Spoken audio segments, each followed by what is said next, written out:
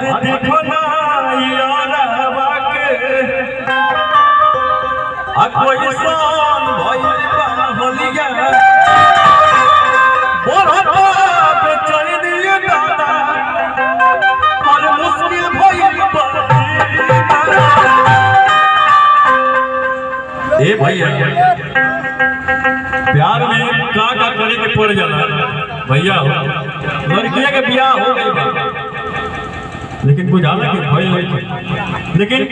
लड़कवा खोजत पहुंचल भाई भैया हो गए और बोलता बेचैनी दादा और मुश्किल भइल बा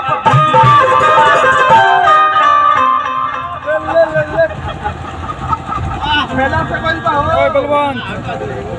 अरे ले लो पुदीना ले लो पुदीना भैया हो कि निकलो ना निकलो जल्दी अरे निकलो बहरवा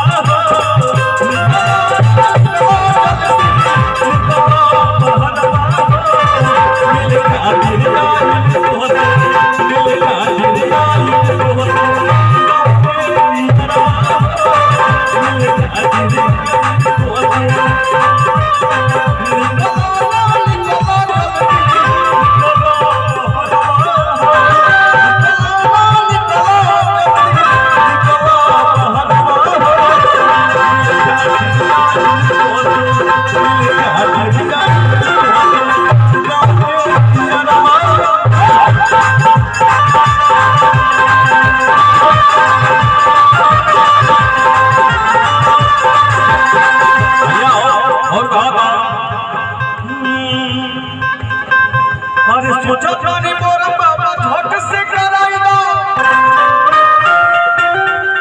हर सनमा से हमारा लवाई दा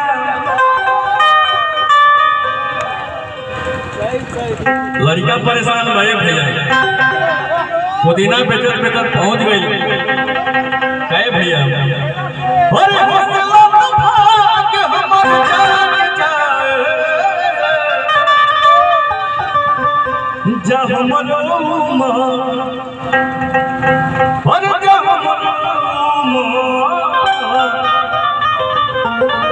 जा हमरो मां अरे तोहरे के लाग जाए भैया बहुत गाना बा सुनाओ तनी कैसे भाव